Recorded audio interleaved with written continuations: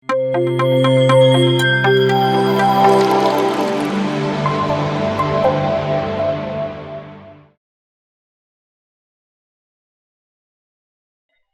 ನಮಸ್ಕಾರ. ತಿಲಕ್ ಸರ್, ಭವಾನಿ ಮೇಡಮ್ಗೆ ಕಂಗ್ರ್ಯಾಚುಲೇಷನ್ಸ್. ಅವರು ಪಿರಮಿಡ್ ವ್ಯಾಲಿಗೆ ಬಂದಾಗೆಲ್ಲ ನಮ್ಮ ಹತ್ರ ಮಾತಾಡ್ತಿದ್ರು. ಅವರ ಒಂದು ಪ್ರೋಗ್ರೆಸ್ ಹೇಗೆ ಶುರುವಾಯಿತು, ಧ್ಯಾನಕ್ಕೆ ಹೇಗೆ ಬಂದರು, ಈಗ ಒಂದು ಸೆಂಟರ್ ಸ್ಟಾರ್ಟ್ ಮಾಡಬೇಕು ಅಂತ ಇದ್ದೀವಿ, ಅದಕ್ಕೆ ಏನೇನು ಮಾಡ್ಬೋದು ಅಂತಲೂ ಡಿಸ್ಕಸ್ ಮಾಡ್ತಿದ್ರು. ಹಾಗೆ ಒಂದಿನ ಪಿರಮಿಡು ಕಟ್ಟಬೇಕು ಅಂತ ಅಂದ್ಕೊಳ್ತಾ ಇದ್ದೀವಿ ಅಂತ ಹೇಳಿದ್ರು. ತುಂಬ ಖುಷಿ ಆಯಿತು. ಧ್ಯಾನ ಜಗತ್ ಅನ್ನೋದು ನಾವು ಒಬ್ಬರೇ ಧ್ಯಾನ ಮಾಡೋದಲ್ಲ, ಪ್ರತಿಯೊಬ್ಬರಿಗೂ ಧ್ಯಾನ ಅನ್ನೋದು ಹಂಚಬೇಕು. ಅದನ್ನ ಎಷ್ಟು ಈಸಿ ಸಿಂಪಲ್ ವೇ ಅಲ್ಲಿ ಹೇಳಿದ್ರು. ನೋ ಡಿಪೆಂಡೆನ್ಸಿ, ಯಾವುದೇ ಕಡೆ ಬೇಕಾದ್ರೆ ಧ್ಯಾನ ಮಾಡ್ಬೋದು, ಇಂಥ ಪ್ಲೇಸಲ್ಲಿ ಮಾಡಬೇಕು ಅಂತ ಯಾವುದಿಲ್ಲ. Any time any place this meditation can be done. ಒಂದು ಹೊರಗೆಯಿಂದ ಇದಿರಬೇಕು ಅದಿರಬೇಕು, ಹಿಂಗನೇ ಕೂತ್ಕೋಬೇಕು, ಈ ಕಡೆ ಡೈರೆಕ್ಷನಲ್ಲೇ ಕೂರಬೇಕು ಅಂತ ಯಾವ ರೆಸ್ಟ್ರಿಕ್ಷನ್ ಇಲ್ಲ. ಹಾಯಾಗಿ ನಾವು ಕೂತ್ಕೊಂಡು ಧ್ಯಾನವನ್ನು ಮಾಡಬಹುದು. ಆ್ಯಂಡ್ ಇನ್ನೊಂದು, ನನಗೆ ತಿಲಕ್ ಸರ್ ಮಾತಾಡುವಾಗ ಆಶ್ಚರ್ಯ ಏನು ಅನ್ಸುತ್ತೆ ಅಂದರೆ, ನೀವು ರ್ಯಾಲಿ ಒಪ್ಕೊಬಿಟ್ಟಿದ್ದೀರಾ, ರ್ಯಾಲಿ ಆಗಿದ್ಮೇಲೆ ಆ ಒಂದು ವರ್ಕ್ ಶುರು ಮಾಡುವಾಗ ನೀವು ವೆಜಿಟೇರಿಯನ್ ಆಗಿದ್ದೀರಾ ಅಂತ. ಸಚ್ ಅ ಬ್ಯೂಟಿಫುಲ್ ಮೊಮೆಂಟ್ ಅಂತ ಅನ್ಸುತ್ತೆ.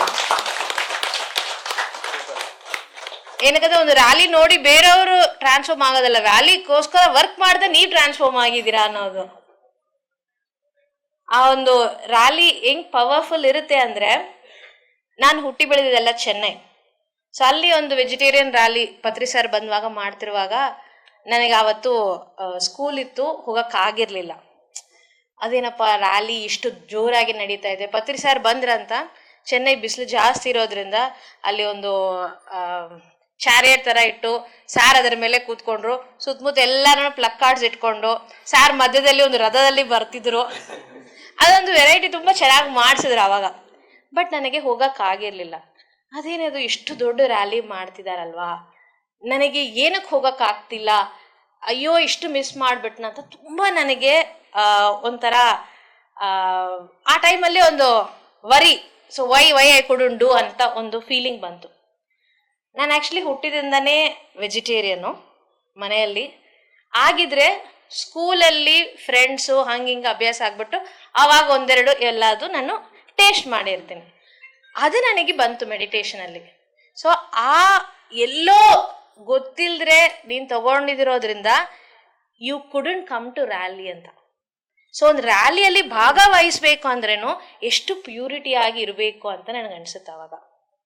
ಸೊ ಯಾವಾಗ ನಾನು ಆ ಒಂದು ಪ್ಯಾಟರ್ನ ನಾನು ಬ್ರೇಕ್ ಮಾಡಿದ್ದೀನೋ, then I understood what has to be done. ಹಂಗಾಗಿ ಈ ಒಂದು ಧ್ಯಾನ ಜಗತ್ತು, ಅದರ ಜೊತೆ ಶಾಕಾಹಾರ ಜಗತ್ತು, ಆ್ಯಂಡ್ ಎಷ್ಟೋ ಸಂದರ್ಭಗಳಲ್ಲಿ ಹೇಳ್ತಿದ್ರು ಪತ್ರಿ ಸರು, ಒಬ್ಬರು ಧ್ಯಾನಿ ಆಗಿದ್ರೋ ಇಲ್ವೋ ಫಸ್ಟ್ ಶಾಕಾಹಾರಿ ಆಗಬೇಕು, ಶಾಕಾಹಾರಿ ಆಗಿದ್ರೆ ಆಟೋಮೆಟಿಕ್ ಧ್ಯಾನಕ್ಕೆ ಬಂದೇ ಬರ್ತಾರೆ ಅಂತ. ಆ್ಯಂಡ್ ಅದೇ ಥರ ಧ್ಯಾನಕ್ಕೆ ಬಂದ್ರೇನೋ, ಆ ಧ್ಯಾನ ಮಾಡ್ತಾ ಮಾಡ್ತಾ ಇದ್ರೆ ಆಟೋಮ್ಯಾಟಿಕ್ ಆಗಿ ಅವ್ರಿಗೆ ಗೊತ್ತಿಲ್ಲದ್ರೆ ಶಾಕಾಹಾರಿನೂ ಆಗ್ಬಿಡ್ತಾರೆ. ಸ್ಟಾರ್ಟಿಂಗ್ ಅಲ್ಲಿ ಸ್ವಲ್ಪ ಅವರಿಗೆ ಅದು ಪ್ರೆಷರ್ ಅನಿಸ್ಬೋದು, ಅಯ್ಯೋ ಏನಪ್ಪ ಮಾಂಸ ತಿನ್ನಬಾರ್ದಂದ್ರೆ ಏನಕ್ಕೆ ಧ್ಯಾನ ಮಾಡೋ, ಧ್ಯಾನವನ್ನೇ ಬಿಟ್ಬಿಡೋಣ ಅಂತ. So it depends upon the individual. ಆಗಿದ್ರೆ ಇದಾಗಿದ್ರೆ ಅದಾಗುತ್ತೆ, ಅದಾಗಿದ್ರೆ ಇದು ಆಗೇ ಆಗುತ್ತೆ. ಅಟ್ಲೀಸ್ಟ್ ಫಸ್ಟ್ ಅವರ್ ಸ್ಟಾರ್ಟಿಂಗ್ ಧ್ಯಾನಕ್ಕೆ ಬಂದು ಹೇಗೆ ನೀವು ನಿಮ್ಮ ಕಸಿನ್ ಜೊತೆ ಆ ಒಂದು ಒಡನಾಟದಿಂದ ಈ ಒಂದು ಪಿರಮಿಡ್ನ ಕಟ್ಟಿದ್ರೆ ಚೆನ್ನಾಗಿರುತ್ತೆ, ರ್ಯಾಲಿನ ಮಾಡಿದ್ರೆ ಚೆನ್ನಾಗಿರುತ್ತೆ. ಸೊ ಆಟೋಮೆಟಿಕ್ ಆ ವರ್ಕ್ ಪ್ರೋಗ್ರೆಸ್ ಅಲ್ಲಿ ನಮ್ಮಲ್ಲಿ ಆ ಬದಲಾವಣೆ ಅನ್ನೋದು ಬರುತ್ತೆ. ಸೊ ಹಾಗಾಗಿ ನಾವು ಯಾವಾಗ ಈ ಧ್ಯಾನ ಮತ್ತೆ ಶಾಕಾಹಾರದ ಬಗ್ಗೆ ಹೇಳ್ತಿದ್ದೀವೋ, ನಾನು ಎಷ್ಟೋ ಹೇಳಿದ್ದೀನಿ ಅವ್ರು ಕೇಳ್ತಾ ಇಲ್ಲ ಅಂತ ಒಂದು ಮೈಂಡ್ ಸೆಟ್ನ ದಯವಿಟ್ಟು ಯಾರು ಇಟ್ಕೋಬೇಡಿ. ಇವತ್ತಿಲ್ಲ ಅಂದ್ರೂ ಯಾವುದೋ ಒಂದಿನ ಖಂಡಿತ ಅವರು ಅದನ್ನ ಅರ್ಥ ಮಾಡ್ಕೊಳ್ತಾರೆ. ಪ್ರಾಬಬ್ಲಿ ಅವರಿಗೆ ಇವಾಗ ಅರ್ಥ ಮಾಡ್ಕೊಳ್ಳೋ ಒಂದು ಸ್ಥಿತಿ ಇಲ್ಲ ಅಷ್ಟೇ. ಬೇಕಾಗಿದೆಯೋ ಇಲ್ವೋ ಅನ್ನೋ ಕ್ವೆಶನ್ ಇಲ್ಲ ಅಲ್ಲಿ. ಖಂಡಿತ ಪ್ರತಿಯೊಬ್ಬರಿಗೂ ಬೇಕು, ಆಗಿದ್ರೆ ಅವರು ಅರ್ಥ ಮಾಡ್ಕೊಳ್ಳೋ ಸ್ಥಿತಿಯಲ್ಲಿ ಇಲ್ಲ. ಆ ಒಂದು ಅರ್ಥ ಮಾಡ್ಕೊಳ್ಳೋ ಸ್ಥಿತಿ ಇನ್ಕ್ರೀಸ್ ಆಗಬೇಕು ಅಂದರೆ ಎನರ್ಜಿ ಲೆವೆಲ್ಸ್ ಇನ್ಕ್ರೀಸ್ ಆಗಬೇಕು. ಎನರ್ಜಿ ಇನ್ಕ್ರೀಸ್ ಆಗಬೇಕು ಅಂದರೆ ಪಿರಮಿಡ್ ಬರಬೇಕು. ಸೊ ಸರ್ ಹೇಳ ಆ ಒಂದು ಮೂರು ಎಷ್ಟು ಒಂದೊಂದಕ್ಕೂ ಕನೆಕ್ಟಿವಿಟಿ ಇರುತ್ತೆ. ಈಗ ಪಿರಮಿಡ್ ನಿರ್ಮಾಣ ಆಗಿದೆ ಅಂದರೆ ಈ ಒಂದು ಸುತ್ತಮುತ್ತ ಆಟೋಮ್ಯಾಟಿಕ್ ಆ ಎನರ್ಜಿ ಎವಲ್ಯೂಷನ್ ಅನ್ನೋದಾಗುತ್ತೆ. ಈಗ ನಾವು ಒಂದು ಇಂಟರ್ನೆಟ್ ಇಟ್ಕೊಳ್ತೀವಲ್ಲ, ಒಂದು ವೈಫೈ ಇರುತ್ತೆ, ಹೇಗೆ ಒಂದು ಸುತ್ತಮುತ್ತ ಜಾಗಕ್ಕೆ ಎಷ್ಟು ಆ ಒಂದು ಸಿಗ್ನಲ್ಸ್ ಅನ್ನೋದು ಫಾರ್ಮ್ ಆಗುತ್ತೆ, ಆಟೋಮ್ಯಾಟಿಕ್ ಆ ನೆಟ್ವರ್ಕ್ ಬರೋ ತಕ್ಷಣನೇ ನಮಗೆ ನೆಟ್ವರ್ಕ್ ಸ್ಟ್ರೆಂತ್ ಅನ್ನೋದು ಇನ್ಕ್ರೀಸ್ ಆಗುತ್ತೆ, ಸಿಗ್ನಲ್ ಸ್ಟ್ರೆಂತ್ ಹೆಚ್ಚಾಗುತ್ತೆ. ಆ ಒಂದು ವೈಫೈ ಝೋನಿಂದ ಆಚೆ ಬಂದಿದ್ದೀವಿ ಅಂದರೆ ಆಟೋಮ್ಯಾಟಿಕ್ ಸ್ವಲ್ಪ ಸ್ವಲ್ಪ ಸ್ವಲ್ಪ ಡಿಕ್ರೀಸ್ ಆಗ್ತಾ ಬರುತ್ತೆ. ಆ್ಯಂಡ್ ಅದೇ ಥರನೇ ಈ ಒಂದು ಪಿರಮಿಡ್ ಎನರ್ಜಿ ಅನ್ನೋದು up to few radius of kilometre it will be there. So ಹಾಗಾಗಿ ಈ ಒಂದು ಏರಿಯಾ ಸಹಿತ ಈ ಒಂದು ಪಿರಮಿಡಿಂದ ಎಷ್ಟೋ ಒಂದು ಬದಲಾವಣೆ ಆಗುತ್ತೆ. ಆ್ಯಂಡ್ ಅದರಿಂದ ಎಷ್ಟೋ ಧ್ಯಾನಿಗಳು ಶಾಕಾಹಾರಿಗಳು ಬರ್ತಾರೆ. ಸೊ ಆಲ್ ದಟ್ ಗುಡ್ ಕರ್ಮ ಫಾರ್ ಯು ಬೋತ್.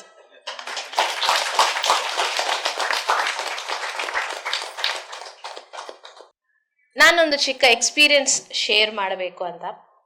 ಈಗ ಪಿರಮಿಡ್ ವ್ಯಾಲಿಯಲ್ಲಿ ಇರುವಾಗ ಪತ್ರಿ ಸರ್ ಜೊತೆ ಎಷ್ಟು ಲಿಟ್ರೇಚರ್ಗೆಲ್ಲಾನು ವರ್ಕ್ ಮಾಡಿದೆ.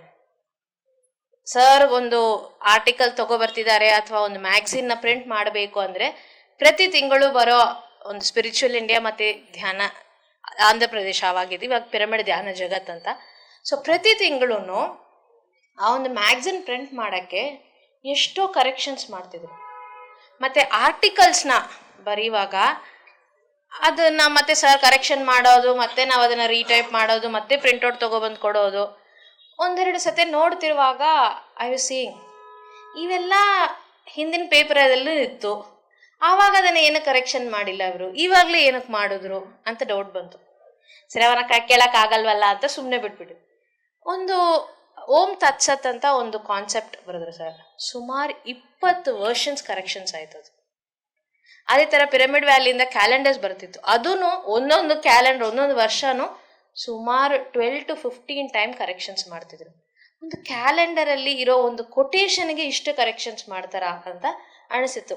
ಅಷ್ಟು ಸುಲಭವಾಗಿ ಹೇಳ್ತಿದ್ರು ಸರು. ಬುಕ್ ಅಂದರೆ ಒಂದ್ಸತಿ ಓದ್ಬಿಟ್ಟು ಪಕ್ಕದಲ್ಲಿ ಇಡ್ತೀವಿ, ಈ ಕ್ಯಾಲೆಂಡರು ಪ್ರತಿ ದಿನಾನು ಇಡೀ ವರ್ಷ ನಮ್ಮ ಕಣ್ಮುಂಚೆ ಇರುತ್ತೆ, ಅದನ್ನ ಇನ್ನೂ ಎಷ್ಟು ಚೆನ್ನಾಗಿ ನೋಡ್ಕೊಂಡು ನಾವು ಮಾಡಬೇಕು ಅಂತ ಹೇಳೋದು. ಸೊ ಒಂದ್ಸತೆ ಮುಗ್ಬಿಟ್ಟಿದೆ ಅಷ್ಟೇ ಅನ್ನೋ ಕಾನ್ಸೆಪ್ಟ್ ಇಲ್ಲ PSSM ಅಲ್ಲಿ. ನಾವು ಯಾವುದೇ ಮಾಡ್ತಿದ್ದೀರೇನೋ ನೆಕ್ಸ್ಟ್ ಟೈಮ್ ಮಾಡುವಾಗ ಇದಕ್ಕಂದ್ರೆ ಇನ್ನೂ ಹೆಚ್ಚಾಗಿ ಹೇಗೆ ಮಾಡ್ಬೋದು. ಈಗ 108 ಡೇಸ್ ಒಂದೊಂದು ಸತಿ ಮಾಡೋದಲ್ಲ, ಒಂದೇ ದಿನದಲ್ಲಿ 108 ಹೇಗೆ ಮಾಡಬೇಕು. ಸೊ ನಾವೇ ನಮಗಂದ್ರೆ ನೆಕ್ಸ್ಟ್ ವರ್ಷನ ನಾವೇ ರೆಡಿ ಮಾಡ್ಕೋಬೇಕು.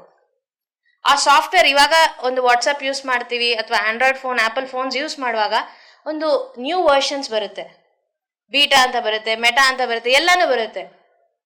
ಸೊ ಆ ಫೀಚರ್ಸ್ನ ನಾವು ಆ್ಯಡ್ ಮಾಡ್ಕೊಳ್ತಾ ಇರ್ತೀವಿ.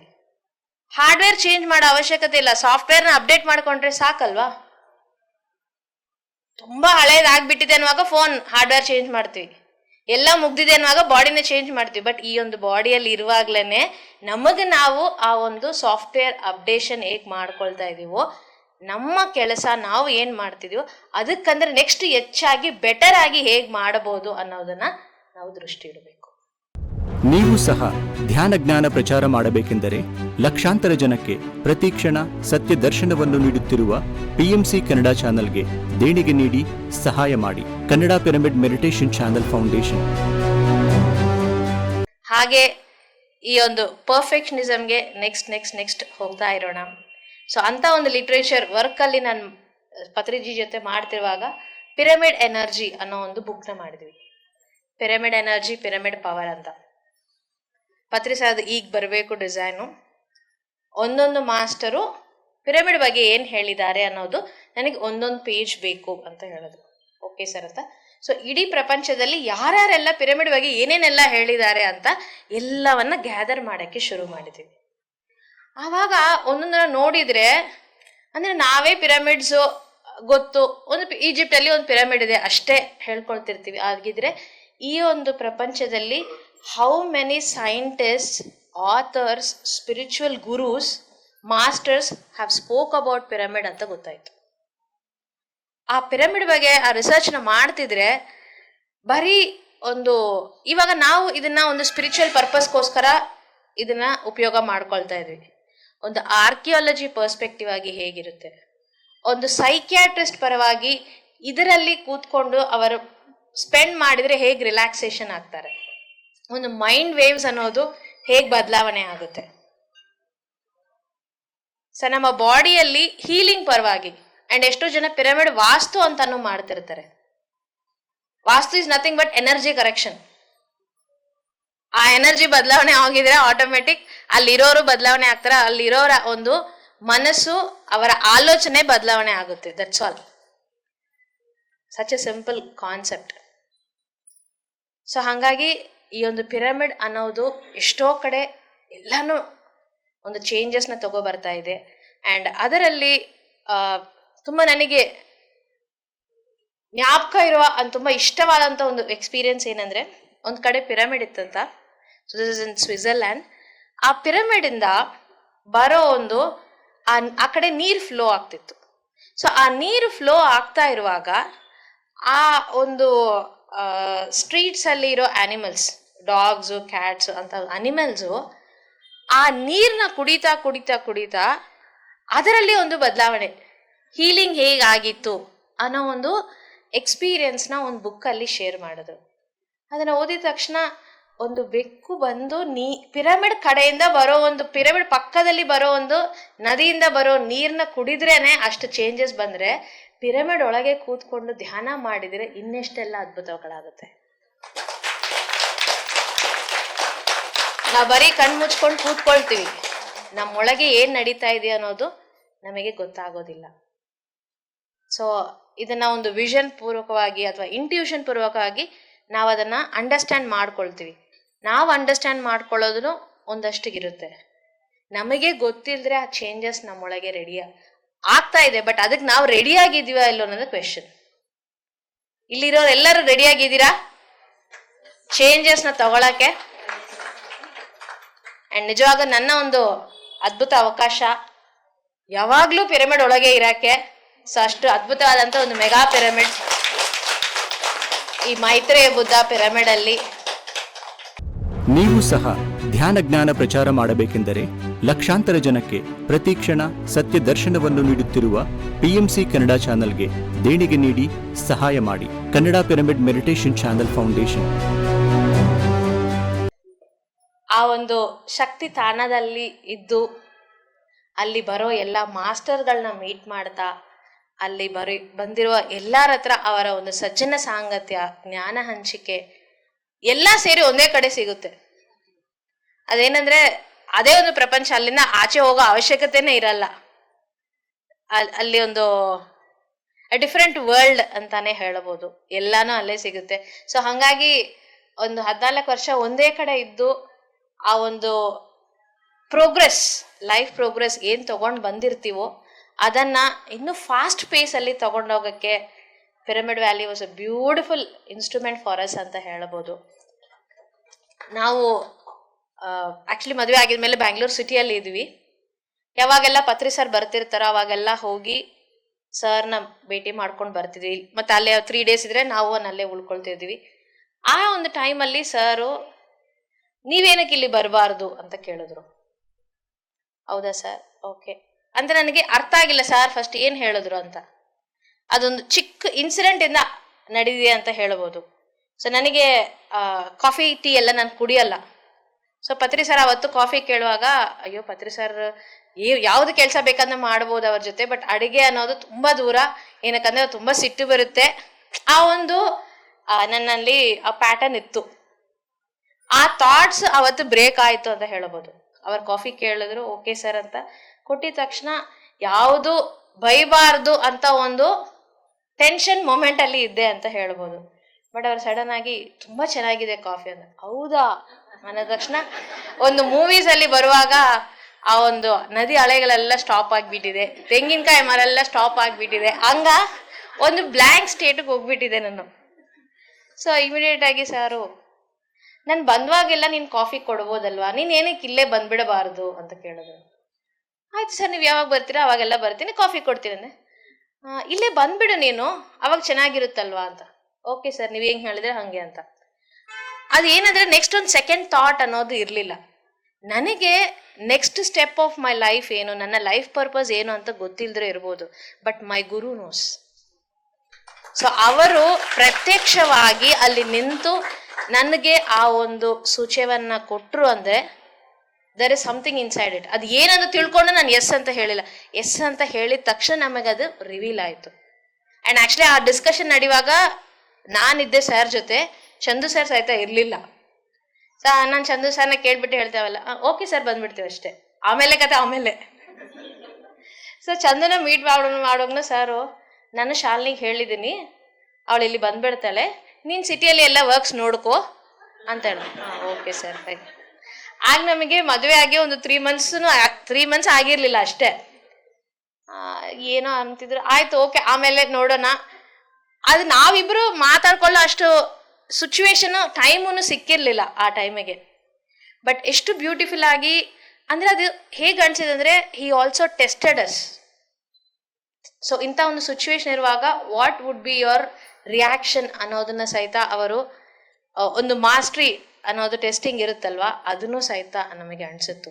ಸೊ ಹಾಗಾಗಿ ಮತ್ತೆ ಒಂದು 2-3 ಡೇಸಲ್ಲಿ ಇಬ್ಬರು ಬಂದ್ಬಿಡಿ ಅಂತ ಹೇಳಿದ್ರು. So this is your purpose of life ಅಂತ ಹೇಳಿದ್ರು. ಸೊ ಹಾಗೆ ಒಂದು 7 years ಮುಗಿಯೋ ಒಂದು ಟೈಮಲ್ಲಿ another 7 years you have to be here ಅಂತ ಹೇಳಿದ್ರು. ಸೊ ಹಾಗಾಗಿ ಈ ಒಂದು ರೀಸೆಂಟ್ 14 yearsನ ಕಂಪ್ಲೀಟ್ ಮಾಡಿದೆ, ನಮಗೂ ತುಂಬ ಖುಷಿಯಾಗಿದೆ. ಮತ್ತು ಆ ಸ್ಪಿರಿಚುವಲ್ ವರ್ಕ್ಸ್ನ ಮಾಡ್ತಾ ಹೋಗಿದ್ರೆ ಒಂದಕ್ಕೊಂದು ಕನೆಕ್ಷನ್ ಅನ್ನೋದು ಹೆಂಗೆ ಸಿಗುತ್ತೆ. ಸಾರ್ ಹೇಳ್ತಿದ್ರು, ಒಂದು ವಿಶ್ವಾಮಿತ್ರ ಲೈಟ್ ಫೌಂಡೇಶನ್ ಆಗಲಿ, ಚಿನ್ಮಯ ಫೌಂಡೇಶನ್ ಆಗಲಿ, ಅಖಂಡ ಧ್ಯಾನದಿಂದ ಹೇಗೆ ಶುರುವಾಯಿತು. ಸೊ ಒಂದರಿಂದ ಒಂದು ಕನೆಕ್ಷನ್ ಅನ್ನೋದು ಬರ್ತಾನೆ ಇರುತ್ತೆ. So every junction of life will have different options to choose, ಯಾವ ಕಡೆ ಹೋಗಬೇಕು ಅನ್ನೋದು. ಆಗಿದ್ರೆ ನಾವು ಆ ಅವೇರ್ನೆಸ್ ಜೊತೆ ಇದ್ರೆ ಸಾಕು. ನಮ್ಮಿಂದ ಏನು ನಡಿಬೇಕು, ಹೇಗೆ ಮುಂದುವರಿಸ್ಬೇಕು ಅನ್ನೋದು ಖಂಡಿತ ಆ ಗೈಡೆನ್ಸ್ ಅನ್ನೋದು ಸಿಗುತ್ತೆ. ಅದನ್ನು ನಾವು ಒಂದು ಕಾಮ್ ಮೈಂಡಿಂದ ತಗೊಂಡ್ರೆ ಸಾಕು. ಆ ಕಾಮ್ ಮೈಂಡ್ ಅನ್ನೋದು ಮೆಡಿಟೇಷನಿಂದ ಬರುತ್ತೆ. ಆ ಮೆಡಿಟೇಷನ್ ಚೆನ್ನಾಗಿರ್ಬೇಕು ಅಂದರೆ ಶಾಕಾಹಾರಿಯಾಗಿರ್ಬೇಕು. ಸೊ ಹೇಗೆ ಹಿಂಗೆ ತಿರುಗಿದ್ರು ಮತ್ತೆ ಈ 3 ವಿಷಯ: ಧ್ಯಾನ ಜಗತ್, ಶಾಕಾಹಾರ ಜಗತ್ ಮತ್ತೆ ಪಿರಮಿಡ್ ಜಗತ್.